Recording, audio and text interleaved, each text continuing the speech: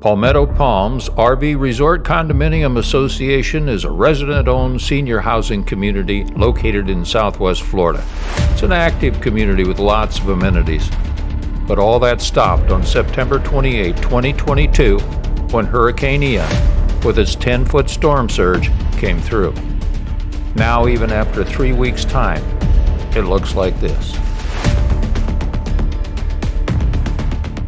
Unless they cleaned that up yesterday, but our trash pile is growing and we're waiting because we've been told that the county will come in partnership with FEMA and pick up our trash if it's separated into the appropriate piles, being that the appliances that they call white goods are in one pile, household furniture in another, any metals like the aluminum. Now that was a tall stack of aluminum, but we have a truck coming in a company that is willing to pay more than we can get locally for aluminum in a profit share deal. They're smashing it down. They bring in the big machinery and the operator and the huge truck, and they load it in and they take it away at no cost to us and then give us some money back. I did get it, but I haven't been able to have internet and printing at the same time for a while. I have somebody working on it now, and they got the internet back up for me yesterday. During high season, this large recreation building was home to a large slate of activities, dances, shows, church services, banquets, and parties. But not today. The office and the recreation building are the ones that have been mitigated because they had a lot of drywall that was flooded and molding. Oh, I see mold, even though it's been mitigated. Fire service came in, did what they needed to do, and sanitized and ionized the air to purify it so that we could come in here now, because before we couldn't come in. The reason we did that is it's necessary to protect our buildings that had flood insurance, which is the office and this recreation building, like tarping the roof, mitigating as much mold damage as we could and water damage. Otherwise, our flood insurance could deny our claim because we didn't protect it from further damage after the flood. So in order to gain any insurance money out of our loss, we had to protect what was left. And this is how it's done, like that. Yeah, let's walk over to these windows, because I think I see like huge mounds of trash. Yes, and that's people's furniture, the contents of their homes, because a lot of people are coming in with the hopes of saving their unit and restoring it. And the beginning of that is removing the contents. They've discovered, many of them that have talked to me, they've discovered that after they did that, they learned they couldn't save their unit anyway. Mm-hmm. So their goods are outside. And some of these goods are things that were inside this building. So, and that all has to go. Everything has to go. Hey, Jenny, how long have you been the park manager? 5 years. And how many units are in this complex? We're a community of 685 owners or units. How many units were destroyed? Most of them.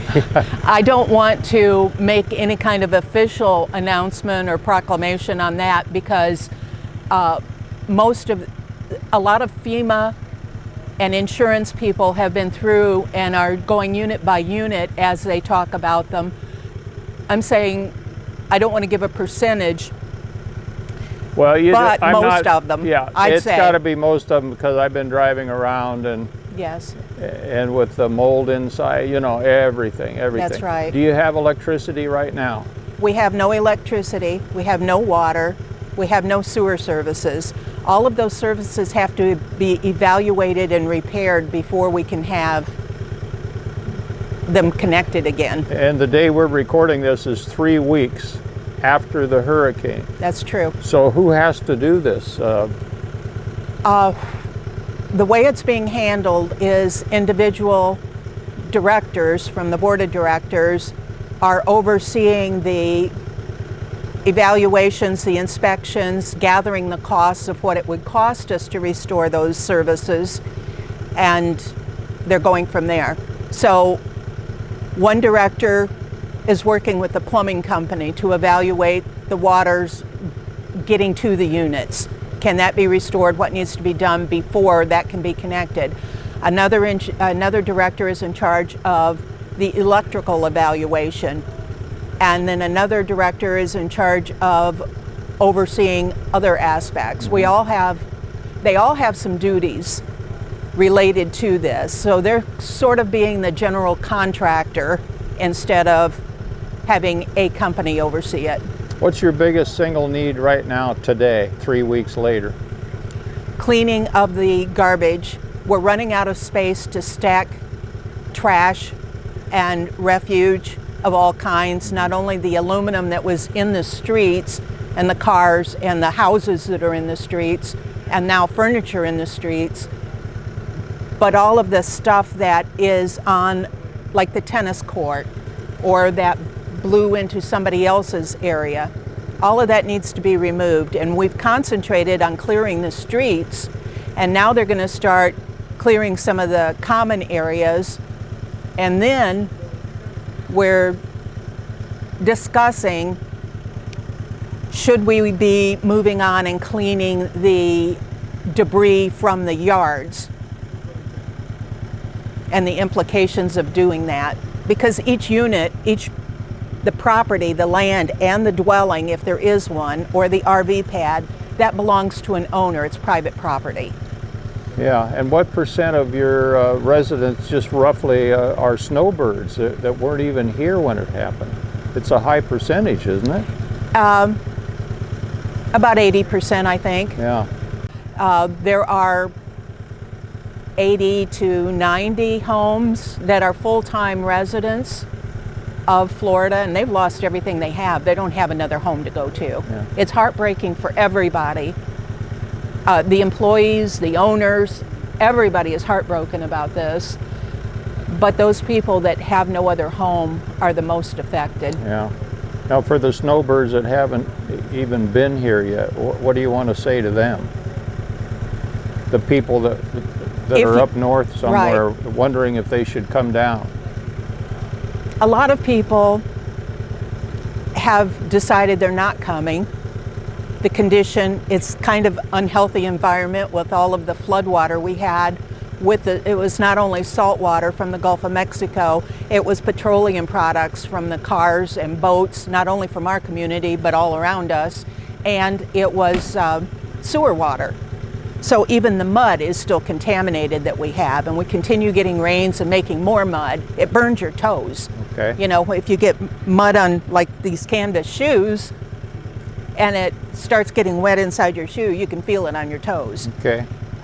So it's not a healthy environment. We're breathing salt in the air coming up from the ground and the water that's everywhere. So those other products, the sewage and the petroleum, are also in the air. So people need to take that into consideration. Our population has some elderly, vulnerable people who shouldn't be in the moldy environment. It's not good for them. But they need to come down. A lot of them are saying, I'm coming down because I need closure with my property. And you really can't evaluate how bad it really is until you see it at ground level. The overhead pictures do not do it justice, but they have to come. They feel they have to come. A lot of people are saying their family is going to take care of it for them. They can't stand the heartbreak or the environment. So I would say, what I've been telling people is, if you are coming down here, make sure you have a place to stay before you get here, because that's very scarce today.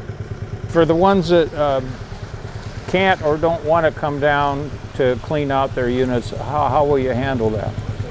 There is an email that's been set up for people that know they want their unit demolished or removed from their property, and that is Palmetto Palms Recovery at gmail.com.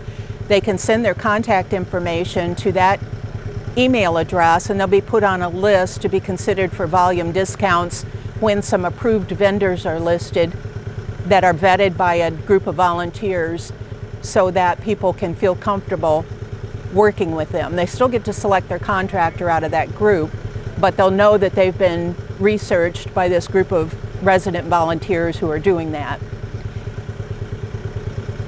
And some of those contractors say, remove all your furnishings, strip the insides, and we'll demolish the unit.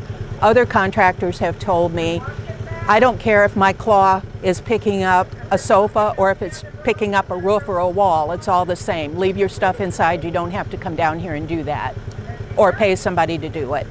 I'm just so sorry. I mean, that you're having to go through this. This is devastating. Thank you, it is devastating, and we're heartbroken, and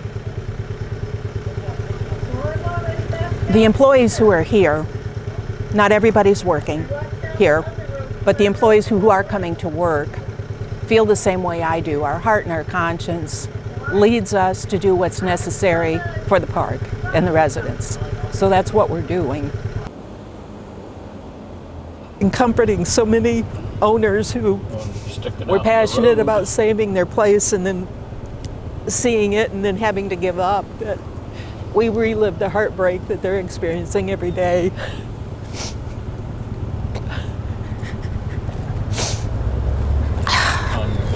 Now I got to get it back together.